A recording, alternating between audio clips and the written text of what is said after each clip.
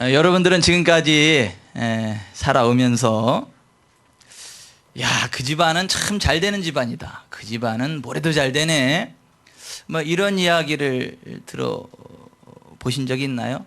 반대로 그 집안은 안 되네. 뭐래도 안 돼. 희한하네. 그 집은 뭐래도 안 돼. 또 이런 얘기 들어보셨나요? 정말로 뭐래도 잘 되는 집안이 있고 정말로 뭐래도 안 되는 그러한 집안이 있는 것일까요? 이 주제와 연관된 두 가정의 대조적인 가족사를 하나 소개해 봅니다. 맥스 죽스, 그는 무신론자로서 하나님을 믿지 않는 여성과 결혼했다. 그로 말미암아 그의 말미암은 그의 가문의 560명의 자손들을 추적해 보았다. 310명이 거지로 죽었고 150명이 범죄자가 되었으며 그들 가운데 7명이 살인자였고 100명이 술주정뱅이였으며 그 가게에 속한 여자들 중 절반 이상이 몸을 파는 창녀들이었다. 맥스 죽스의 자손들은 정부에 19세기에 달러 가치로 환산할 때 125만 달러 이상의 손해를 끼쳤다. 한편 맥스 죽스와 동시대를 살았던 조나단 에드워즈라는 사람이 있었다. 그는 하나님을 그의 삶의 첫 번째 자리에 모신 헌신된 크리스찬이었다.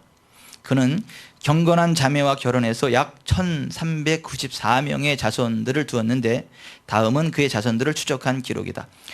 295명이 대학을 졸업했고 그들 가운데 13명이 총장이 되었으며 65명이 교수가 되었고 3명이 미국 의회의 상원의원으로 선출되었으며 3명은 주지사로, 다른 사람들은 외국의 선교사로 파송받았고 30명은 판사로, 100명은 변호사로, 그중 1명은 법과대학 학장이었으며 56명은 외과 의사로, 그 중에 1명은 의과대학의 학장이었으며 75명은 군대의 장교가 되었으며 100명은 유명한 선교사와 목사와 작가가 되었으며 또 다른 80명은 다양한 공직을 맡고 있었으며 그 가운데 3명은 미국 대도시의 시장으로 일했으며 1명은 미국 재무성의 감사관이었고 다른 한 사람은 미국의 부통령이었다.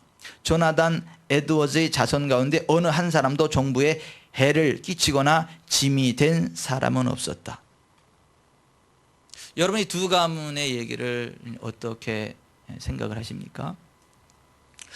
오늘 이 시간에는 우리가 왜 예수님을 선택해야만 하는가, 그 네 번째 시간으로 여러분과 함께 은혜를 나누기 원합니다. 여러분, 예수님이 요한복음 10장 10절에 말씀하시기를 내가 온 것은 양으로 생명을 얻게 하고 더 풍성히 얻게 하려 함이라 말씀하셨어요. 신명기 15장 4절 5절에 보면 내가 만일 네 하나님 여호와의 말씀만 듣고 내가 오늘 네게 명하는 그 모든 명령을 다 지켜 행하면 네 하나님 여호와께서 네게 주신 땅에서 네가 반드시 복을 받으리니 너희 중에 가난한 자가 없으리라, 이렇게 말씀하셨어요.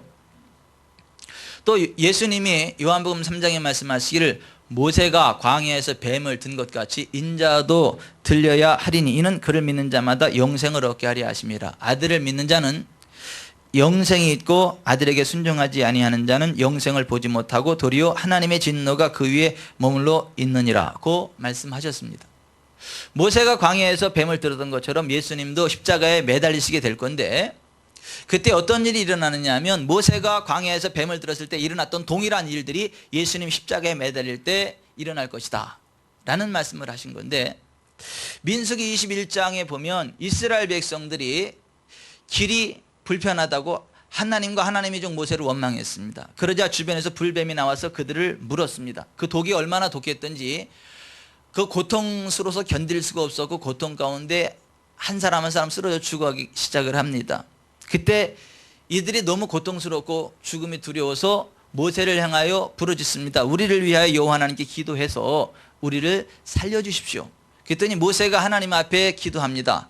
그랬더니 하나님께서 말씀하시기를 너는 놋으로 뱀을 만들어서 장대 위에 높이 매달아라. 그리고 그것을 쳐다보는 자마다 살리라고 이야기하라. 모세가 그 말을 듣고 놋을 급하게 두드려서 뱀 모양을 만들어 가지고 장대 높이 매달았습니다. 그리고 이것을 쳐다보면 산다고 했더니 자기들의 잘못과 죄악을 뉘우치고 회개하는 마음으로 놋뱀을 쳐다본 사람들은 한 사람도 여유 없이 다 살았습니다. 그 놋뱀을 쳐다보는 순간 뱀의 독이 빠져나가고요, 고통이 빠져나가고 붓기가 쑥 가라앉으면서 몸의 상태가 정상으로 회복이 되는 것입니다. 그리고 하나님의 임재와 권능을 맛보게 되는 것입니다. 단 한 사람의 외에도 없이. 불뱀을 만들어 장대 위에 매달아 물린 자마다 그것을 보면 살리라. 모세가 노뱀을 만들어 장대 위에 다니 뱀에게 물린 자가 노뱀을 쳐다본 중 모두 살더라. 따라서 하십시다. 뱀에게 물린 자가 노뱀을 쳐다본 즉 모두 살더라. 노뱀을 쳐다봤을 때 모두가 살았다라는 거예요. 쳐다봤음에도 불구하고 살지 못한 사람은 하나도 없었다라고 하는 것입니다. 그런데 예수님이 그 노뱀의 사건과 똑같이 십자가에 매달리실 것이고, 노뱀을 쳐다본 사람들이 모두가 살았던 그것을 가리켜 성경은 영생, 영원한 생명이라고 하는데, 예수님을 바라볼 때 그 동일한 영생이 주어질 거다라고 하는 것입니다. 이 영생은 단지 죽어서 지옥에 가지 않고 천국에 가는 이것을 이야기하는 게 아니고, 지금 현재 하나님과의 관계가 회복이 되는 것이고, 하나님의 임재가 내 속에 역사하기 시작을 하면서 내 몸의 질병이 빠져나가게 되고, 영혼의 질병이 빠져나가게 되고, 삶의 저주가 빠져나가게 돼서 건강하게 된다는 것입니다. 부강하게 된다는 것입니다. 하나님의 임재하심 가운데 하늘의 영광을 맛보게 된다는 것입니다. 그것이 영생이에요. 모세가 광야에서 뱀을 든 것 같이 인자도 들려야 하리니 이는 그를 믿는 자마다 멸망치 않고 영생을 얻게 하려 함이라 그랬어요. 이 말씀 그대로 인정하자면 예수님이는 우리에게는요, 질병이 머무를 수 없습니다. 저주가 머무를 수 없습니다. 압박이 머무를 수 없어요. 예수님 안에 있는 우리는요, 모두가 치료되는 게 맞습니다.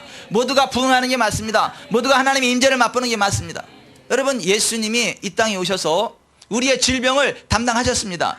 연약함도 담당하셨습니다. 단지 죄만 담당하신 게 아니라 우리의 질병을 담당하셨다고 말씀하세요. 우리의 연약함까지도 담당하셨다라고 말씀하십니다. 이사야서 53장 4절 이하에 바라보면 예수 그리스도 그는 실로 우리의 질병을 지고 우리의 슬픔, 고통, 괴로움, 아픔 그 모든 것들을 당하였거늘 우리는 생각하기를 그는 징벌을 받아 하나님께 맞으며 고난을 당한다 하였노라. 그가 찔림은 우리의 허물 때문이요 그가 상함은 우리의 죄악 때문이라. 그가 징계를 받음으로 우리는 평화를 누리고 그가 채찍에 맞음으로 우리는 나음을 받았도다 라고 했습니다.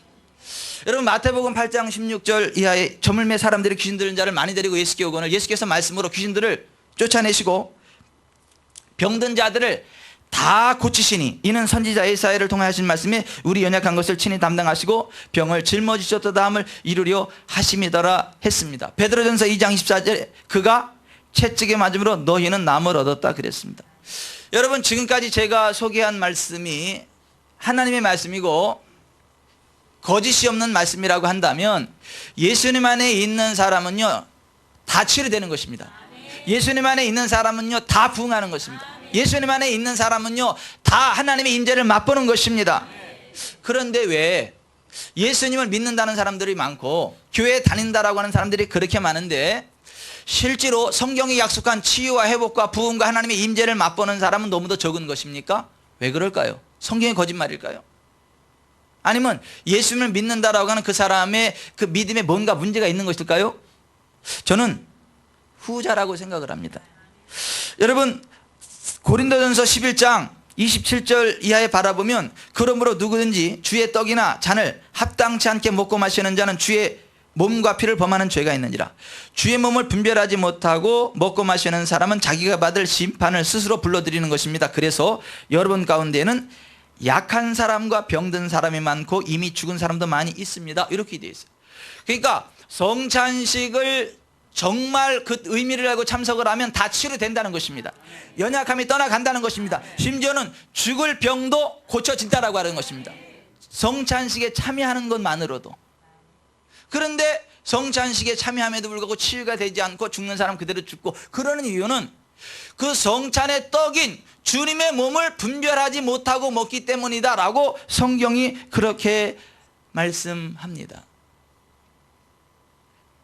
여러분, 언젠가 임신한 아이 태아가 이상이 있다 그래가지고 제가 그분들과 함께 21일 다니엘 기도회 및 성경 공부를 하고 나서 마지막에 그 태아를 위해서 제가 성찬식을 한 적이 있어요. 태중에 있는 아이를 치료하시는 주님의 약속을 믿고 함께 성찬식을 했어요. 그 집에 가서 그때 성찬기도 요만하게 만들었어요. 김병철 장로님께 부탁을 드려가지고 요만하게. 그래서 같이 집에서 성찬식을 했어요. 그리고 하나는 본인을 위해서 먹고 하나는 태중의 아이를 위해서 먹어라 그랬어요. 그리고 진짜 먹었습니다. 그리고 아이를 낳았는데 정상입니다. 태중에서 치료된 것입니다. 주의 몸을 분별하고 먹으면 치료되는 게 당연하다는 것입니다. 회복되는 게 당연하다는 것입니다. 하나님과의 관계가 회복되는 게 당연하다는 것입니다. 그런데 아무 의미 없이 그걸 분별하지 않고 그냥 형식적으로 먹으니까, 그냥 형식적으로 기도하고, 그냥 형식적으로 성찬식에 참석하고, 그냥 형식적으로 기도하고, 형식적으로 신앙생활 하니까 그러한 치유가 없고 주님과의 만남이 없는 것이지, 진짜 주의 몸을 분별하고 먹으면 치료가 된다는 것입니다. 왜 오늘날 수많은 교회들이 성찬식을 하는데 왜 성찬식 속에 왜 치유가 안 일어나요? 오늘날 수많은 사람들이 뭐 교회를 다닌다고 예수 믿는다 그러는데 왜 성경에 말하는 모두 치유가 안 되는 것입니다? 안 되는 것입니까?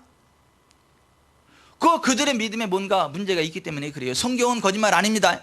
성경은 1.1획도 변함없는 하나님 말씀이고 천지는 없어져도 하나님 말씀은 그대로 이루어집니다. 그래서 말씀 위에 그대로 우리가 서면 그 말씀이 그대로 역사합니다. 문제는 예수 믿는다고 하는데, 교회 출석한다고 하는데 성경적인 믿음과 벗어난 자기식의 믿음으로 예수를 믿기 때문에 성경이 말하는 총체적인 회복이나 치유나 부흥을 맛보지 못한다 하는 것입니다. 본인은 예수님을 믿는다 하지만 실제로 예수님과 전혀 상관없는 사람들이 있습니다. 그 실예를 하나 제가 소개해 봅니다. 학원을 경영하는 어떤 독실한 크리스찬인 A 집사님이 있었죠. 그에게는 예전부터 복음을 전하려고 교회를 보던 대학생인 여자 제자가 하나 있었고요. 그 제자는 술을 좋아하고 쾌락을 너무나 사랑한 나머지 밤마다 술집과 클럽을 전전하며 극한 방탕에 빠져있는 상태였죠. 그 여자의 남자친구는 술집에서 부킹을 통해 알게 됐고, 현재는 남자친구의 원룸과 자기 집을 오가며 동거하다시피 살고 있었습니다. 어느 날 오후 5시 그 여대생이 학원에 나왔는데 오후 늦은 시간인데도 얼굴이 뻘겋게 달아올라 있었고 입에서는 술 냄새가 진동을 했죠. 사정을 물어보니 새벽 6시까지 밖에서 술을 마셨고 그 후에는 남자친구 집에 들어가 술을 마시다 남자친구와 싸우다가 제대로 휴식을 취하지 못했다는 것입니다. 테이블에 쓰러지듯이 엎드러져서 횡설수설하며 남친을 욕하는, 울고 있는 그 여대생을 바라보며 하도 어이가 없고 기가 막히던 중 그녀에게 복음을 전해야 되겠다라는 생각이 들었습니다. 마음이 무너진 지금이 기회라는 생각이 들었죠. 그래서 그 여대생에게 말했어요. 춘자야, 이 춘자는 가명입니다. 춘자야, 너 계속 그렇게 살다가 죽으면 지옥에 가게 된단다. 빨리 정신 차리고 예수님 믿지 그래. 그랬더니 그 벌구스름한 얼굴을 춘자가 번쩍 들면서 하는 말이, 선생님, 저 예수님 믿어요. 왜 그러세요?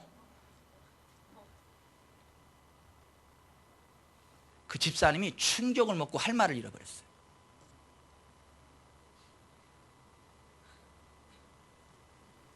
그런 건 예수님 믿는 게 아니에요. 예수님을 아는 거지. 그러면서도 구원의 확신을 가져요. 그런 건 예수 믿는 게 아니에요. 예수를 아는 거지. 그런 사람은 이 땅에서도 하나님의 인재를 맛보지 못합니다. 이 땅에서 주님의 치유를 맛보지 못합니다. 그냥 종교생활 하는 거예요. 인생 졸업하고도 천국 못 갑니다.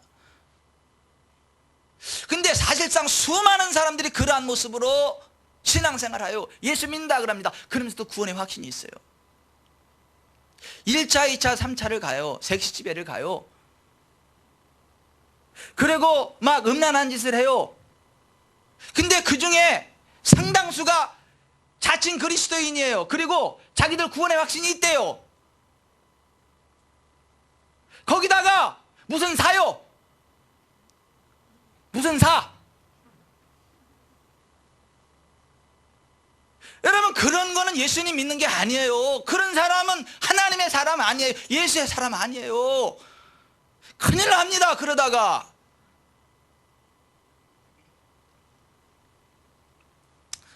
여러분, 진짜 예수님 믿읍시다. 진짜 예수님 믿읍시다. 그리고 진짜 예수님 안에서 예수님이 주시는 풍성한 애들을 누립시다. 진짜 영생을 누리자고요. 진짜 치료받고, 진짜 회복되고, 진짜 부흥하고, 진짜 천국 가자고요. 여기도 작아 저기도 작아 작아가 판을 친다. 야야 야들아. 신신혜 씨가 그러다가 사기 맞았어. 돈 많이 벌고. 근데 여러분, 믿음까지도 사기치는 사람이 있어요. 믿음까지도. 사람은 속지만 하나님 안 속아요. 하나님은요, 심는 대로 거두게 하세요. 심는 대로 거두게 하신다고. 여러분, 왜 이 세상에 수많은 종교가 있어요. 수많은 위인들이 있어요. 근데 왜 꼭 예수님을 선택해야 돼요? 왜 꼭 기독교해야 되고 왜 꼭 예수님을 믿어야 됩니까? 왜 예수님만 믿어야 돼요? 예수님만이 우리의 죄의 문제 해결해 주시기 때문이다. 예수님만이 우리의 기도를 응답해 주시는 하나님이시기 때문이다. 예수님만이 우리의 삶을 통요롭게 하시는 분이시기 때문이다. 우리가 지금까지 그거 3번에 걸쳐서 그거 살펴봤어요. 오늘은 4번째 시간인데, 우리가 왜 예수 그리스도를 선택해야만 하는가? 각 가정의 가문에 흐르는 저주와 재앙을 끊어내실 수 있는 분이 예수님이기 때문에 그래요. 여러분, 각 가문마다요 흐르는 저주가 있습니다. 그 가문에 흐르는 저주가 있어요. 대대로 그 흘러오는 저주가 있어요. 이를테면 알코올 중독, 이혼, 간음, 동성애, 단명, 당뇨병, 고혈압, 저혈압, 시력저하 등등 그러한 질병 같은 것도 가문에 계속 흘러내려오는 저주가 있어요. 그 집안에. 도박, 주색 잡기, 습관적인 거짓말, 열등감, 잔인함, 폭력, 우울증, 정신병. 여러분, 우울증도요, 이거 집안 내력입니다. 얼마 전에 자기가 낳은 애 둘을 칼로 목을 거서 죽였어. 신랑이 잠깐 자리를 비운 사이에. 원인이 뭔지 아세요? 우울증. 근데 그게 당대로 끝나지 않고 그냥 흘러 그 가문에 쭉. 우울증, 정신병, 가난, 무속 등등. 모양과 종류는 다르지만 각각의 가문마다 흐르는 좋지 않은 저주가 있어요. 있어. 그 좋지 않은 저주들이 대물림되고 대물림되고 대물림되는 게 있다고요. 언젠가 미국에서 7대에 걸쳐서 암 환자가 발생했는데, 한 집안에 그 한 부인 하나만 남고 다 죽었어. 암으로. 그것도 7대에 걸쳐서. 다른 병도 아니야. 암으로. 똑같은 암으로. 그런가 하면 유전적인 눈병이 흐르는 집안이 있어요. 그 아버지가 시력을 잃었어요. 눈을 못 봐요. 태어나면서부터가 아니라 태어날 때는 정상으로 태어나는데 한 40대만 되면 눈을 멀어버리는 거예요. 그 아버지가 눈을 멀었어요. 근데 그 딸도 눈이 멀어가는 거예요. 30대 중반인데 40이 되면 시력을 잃어버린다. 이 진단이 나왔어요. 이 시력이 점점점 없어지기 시작을 하는 거예요. 근데 더 기가 막힌 건 뭐냐면 10대 딸인데 그 딸이 벌써부터 눈이 안 보이기 시작을 해. 이 실명해지기 시작을 하는 거예요. 손을 못 써 그냥. 그 집안 내력인 거 이거. 여러분, 그러한 문제 앞에 여러분 어떻게 하겠습니까? 그냥 팔자리언이 하고 있어야 되나요? 우리 집안 내력이 그러니까 할 수 없어. 그냥 그래야 되나요? 그 저주로부터 자유할 수 있는 길이 있겠습니까? 막 있으면 다 자유했지. 왜 그대로 있겠어? 그 벗어날 길이 없는 거예요. 그냥 알면서도 당하는 거예요. 이게 집안 내력이고 가문에 이런 저주라고요. 그런 게 정신적인 것도 있고요, 육체적인 것도 있고요, 영적인 것도 있고요, 재정적인 것도 있어요. 막 대대로 그 가문에 흐르는 가난의 저주도 있어요. 희한하게 막 열심으로 치자면 둘째가라면 서러울 정도로 막 열심히 일을 하는데 계속해서 가난이 대물림되는 집안이 있어요. 아주 지긋지긋하게. 그러니까 여러분, 그런 것들로부터 어떻게 자유할 수가 있을까요? 왜 그러한 그 저주가 대물림되는 걸까요? 아니, 왜 그러한 저주가 그 가문에 대물림되겠습니까? 신명기 28장 15절부터 44절에 바라보면 여호와 하나님을 불순종하는 자들에게 임하는 온갖 종류의 저주들이 기록이 되어 있죠. 그리고 곧바로 45, 46절에 내가 내 하나님 여호와의 말씀을 청종하지 아니하고 내게 명령하신 그의 명령과 규례를 지키지 아니하므로 이 모든 저주가 내게 와서 너를 따르고 내게 이르러 마침내 너를 멸하리니 이 모든 저주가 너와 내 자손에게 영원히 있어서 표징과 훈계가 되리라. 저주의 근본 원인은 죄인데 그 저주는 당대에서 끝나지 않고 영원히 그 자손의 자손까지 내려가서 표징과 훈계가 되겠다라고 말씀을 하세요. 나를 미워하는 자의 죄를 갚되 아비로부터 아들에게까지 3, 4대까지 이르게 하겠다. 까닭 없는 저주는 임하지 않는다. 성경. 그냥 원인이 없는 저주는 없다는 거예요. 반드시 그 저주의 원인이 있지 원인이 없는 저주는 없다. 성경은 그렇게 말씀하고 있습니다. 그리고 그 죄는 항상 저주를 가져온다라고 하는 것이고 자자손손 흐른다라고 하는 것입니다. 여러분 이런 말에는 속지 마세요. 여기 좀 보세요. 예수님 안에 들어오면 새로운 피조물이 됐기 때문에 더 이상 가문에 흐르는 저주와 상관이 없으니까 안심하라, 걱정하지 마라, 평안하라, 막 이런 말에 속지 마세요. 그렇게 설교하시는 분들이 하나같이 다 쓰러져. 성적으로 쓰러지고 질병에 쓰러지고. 제가 일일이 거명은 안 합니다. 우리나라 유명한 목사님들이에요. 그분들이 다 그렇게 그런 거 없다라고 주장하신 그분들이 하나같이 병으로 죽거나 성적으로 방종하거나, 제가 이름만 대면 다 알아. 근데 이게 온라인상으로 퍼져나가기 때문에 얘기를 못해. 그러나 한번 눈을 뜨고 보십시오. 죄는 항상 저주를 가져옵니다. 그리고 죄를 끊어내지 않으면 예수님 믿는다고 해도 여전히 그 저주의 압박에 시달릴 수 있다는 것 기억하셔야 됩니다. 여러분 신명기 18장 24절 너는 이 모든 일로 스스로 더럽히지 말라. 내가 너희 앞에서 쫓아내는 족속들이 이 모든 일로 말미암아 더러워졌고 그 땅도 더러워졌으므로 내가 그 악으로 말미암아 벌하고 그 땅도 스스로 그 주민을 토해내느니라. 이스라엘 백성들을 가나안 땅에 들여보내면서 하시는 말씀이에요. 그 가나안 7족속을 하나님이 싹 멸해버리고 진멸해버리는데 하나님이 멸해버리지 않도록 그 땅 자체가 그들을 토하해버린다 이렇게 말씀을 하세요. 그런데 왜 그러느냐 하면 이 모든 일로 더럽혔기 때문에, 그 땅을 더럽혔기 때문에. 이 모든 일이 뭔지 아십니까? 근친상간, 동성애, 수간 등의 성적인 타락과 우상숭배, 그게 그 땅을 더럽혔다는 거예요. 그리고 그 저주가 자자손손에게 흐르고 그 가문을 멸족시키고 땅 자체가 그들을 토해내버린다. 그러니까 니네들도 그러한 죄 짓지 말아라. 그러면 니들도 똑같은 심판을 받게 될 것이다 라고 하나님이 경고하신다라고. 여러분 아담과 하와가 선악과를 따먹고 범죄했을 때 하나님이 이렇게 말씀하세요. 아담에게 이르시되 내가 내 아내의 말을 듣고 내가 내게 먹지 말라 한 나무의 열매를 먹었은즉 땅은 너로 말미암아 저주를 받고 너는 내 평생에 수고하여 그 소산을 먹으리라. 땅이 내게 가시덤불과 엉겅퀴를 낼 것이라 그랬어요. 여러분 저주받은 땅은요 그 저주를 끊어내기 전까지는 무엇을 해도 안 된다는 거 아셔야 돼요. 열심히 일하는 게 중요한데 열심히 일하는 것보다 먼저 저주를 끊어내고 열심히 일을 해야 되는 것 아시기를 바랍니다. 여러분 사무엘하 21장에 바라보면 다윗 시대에 3년 동안 기근이 들었어요. 근데 그 원인이 뭔가 봤더니 하나님 앞에 다윗이 기도해 하나님 앞에 간구했어요. 하나님 왜 제가 왕으로 있는 이 시대에 왜 3년 동안 계속해서 기근이 듭니까? 하나님께 막 간구했다 그래서 다윗이 간구했어. 여러분 문제 있으면 간구하시기 바랍니다. 문제를 만나면 하나님 앞에 간구하시길 바랍니다.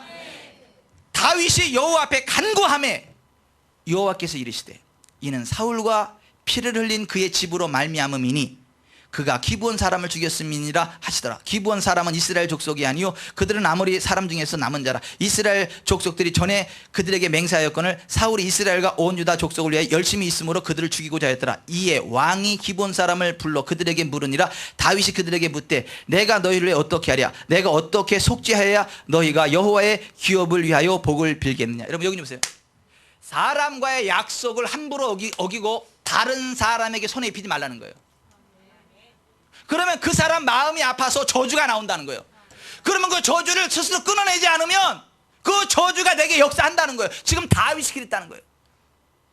다윗 시대에 그 선왕인 사울이 기브온 사람들과 지켜주겠다 약속을 했고 나서 자기가 불리하니까 죽여버렸다는 거예요. 그랬더니 기브온 사람들이 마음이 너무 안 좋아가지고 저주를 했다는 거예요. 그래서 기근이 임했다는 거예요.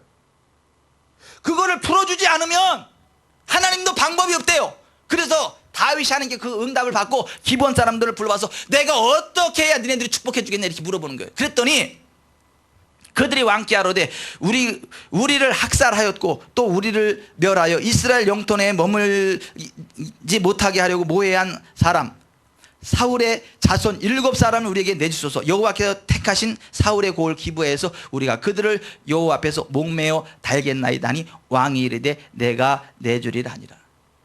그 내주고 나서 기부한 사람들이 그 저주를 내려놓으니까 하늘이 열리고 비가 내린 거예요. 여러분, 제가 다시 말씀드립니다. 사람과의 관계를 중요시 하십시오. 사람과의 관계를 틀어버리지 마세요. 그리고 다른 사람이 저주할 만한 짓 하지 마세요. 그러면 그게 실제로 역사합니다. 우리의 삶을 얽어맵니다. 다윗이 그거 해결해 주고 나니까 그 기근이 멈춰지는 거예요. 하늘이 열리고 비가 내리고 다시 삶이 회복이 되는 것입니다. 여러분, 저주받을 일 하지 않기를 바랍니다. 근데 성경은 저주받을 일들을 아주 구체적으로 말씀하고 있어요. 이 저주받을 일을 할 테니까 여러분은 아멘 하세요. 지금 복받는 얘기가 아니라 저주받는 얘기인데 아멘 하셔야 돼. 왜냐하면 제 얘기가 아니라 성경이 그랬어요. 이런 사람 저주받는다 할 것이요 이스라엘 백성들은 아멘 할지니라 이렇게 돼 있어요. 그러니까 내가 이런 자 저주 그럼 아멘 하세요. 우상은 여호와께 가증하니 그것을 만들어 은밀히 세우는 자는 저주를 받을 것이라. 부모를 경홀히 여기는 자는 저주받을 것이라. 이웃의 경계표를 옮기는 자는 저주를 받을 것이라. 맹인에게 길을 잃게 하는 자는 저주를 받을 것이라. 송사를 억울하게 하는 자는 저주를 받을 것이라. 아버지의 아내와 동침하는 자는 저주를 받을 것이라. 짐승과 교합하는 모든 자는 저주를 받을 것이라. 그의 아버지의 딸이나 어머니의 딸과 동침하는 자는 저주를 받을 것이라. 장모와 동침하는 자는 저주를 받을 것이라. 이웃을 암살하는 자는 저주를 받을 것이라. 무죄한 자를 죽이려고 뇌물을 받는 자는 저주를 받을 것이라. 율법의 말씀을 실행하지 아니하는 자는 저주를 받을 것이라. 여호와의 명령을 듣지 아니하고 다른 신들을 따르면 저주를 받을 것이라. 마음이 여호와에게서 떠난 그 사람은 저주를 받을 것이다. 하나님의 사람을 저주하는 자는 저주를 받을 것이다.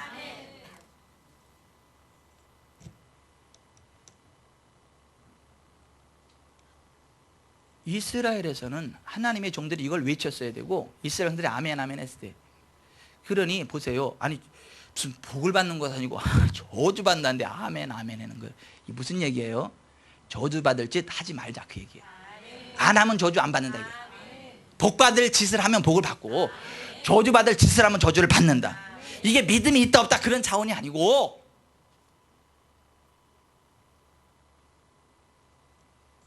그래서 제가 존경하는 한 장로님 권사님의 집에 가면 가문이 뭔지 아세요? 복 받을 짓을 하며 살자. 그 집에 가면 가문이 가훈이 그거라니까 이렇게 크게 복 받을 짓을 하며 살자. 우리도 복 받을 짓을 하는 교회 됩시다. 복 받을 짓을 하는 성도 됩시다. 저도 복 받을 짓을 하는 목사가 될 테니까. 하나님의 그 도둑질하면 저주 받는다. 여호와의 일을 게을리하는 자는 저주를 받는다. 죄와 타협하는 자 저주를 받는다. 성경 그렇게 이야기하잖아요. 그런 것 때문에 막 자자손손 저주가 임한다는 거 아니에요. 그러면 여러분 그 저주로부터 우리가 어떻게 벗어나야 됩니까? 우리 가문에 흐르는 그런 저주로부터 우리가 어떻게 벗어나야 됩니까?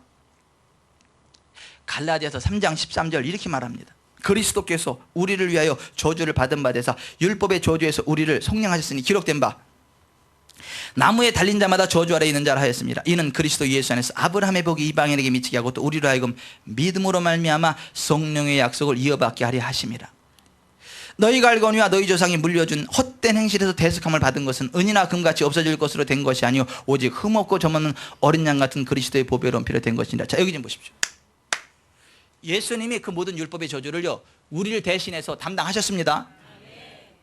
그래서 그 죄가 저주받는다는 걸 알고요 죄로부터 돌이켜서요 예수님께로 다가오고 예수님의 십자가를 붙잡으면요 죄가 용서됩니다.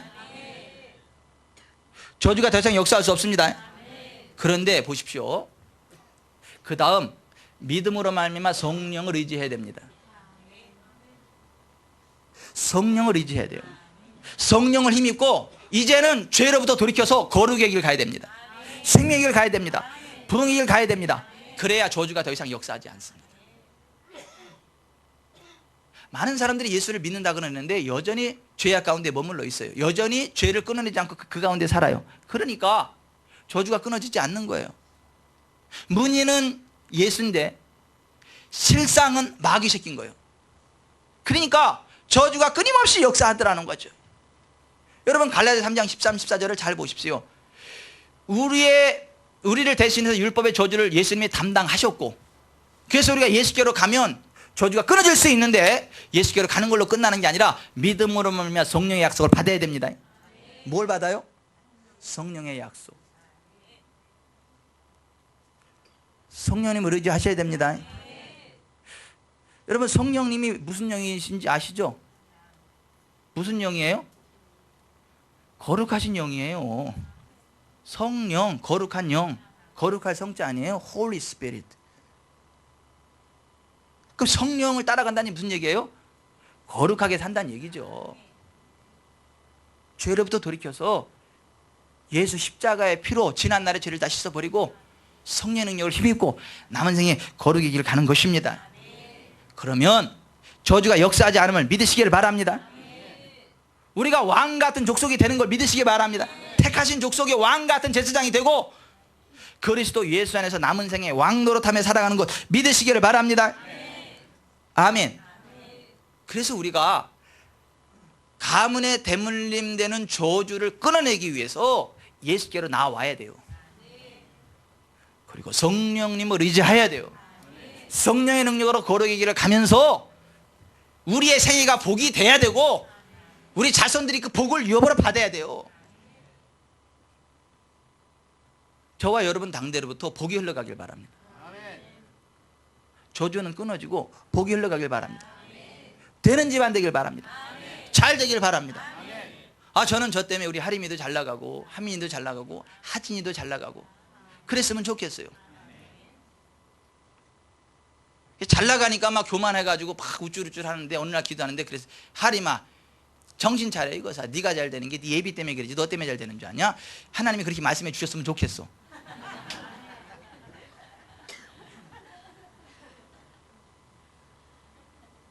아니 이게 성경이 말씀하고 있는 진리예요.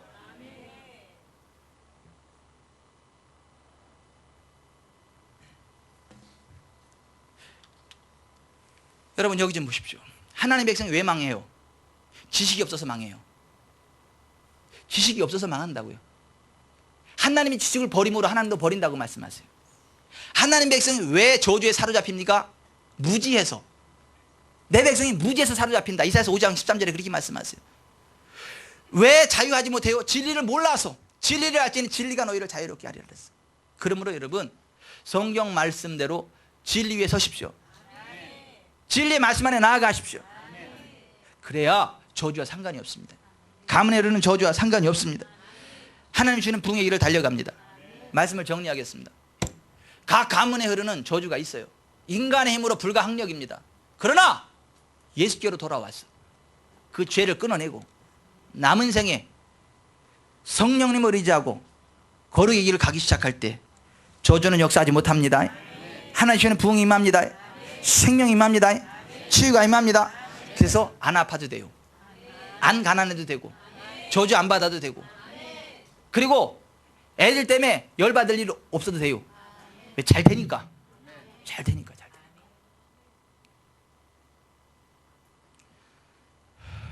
가슴에 손을 얹으세요. 가슴에 손을 얹으세요. 내 당대에서 모든 저주를 끊어내리라. 내 당대에서 모든 저주를 끊어내리라. 나는 복의 근원이 되리라. 죄로부터 돌이키고 예수님께로 나와서 그 피를 의지하며 성령님을 환영하는 가운데 거룩의 길을 달려가리라. 내 평생 저주 없다. 내 자손들에게 저주 없다. 예수님 안에서 생명과 거룩과 부흥만이 있다.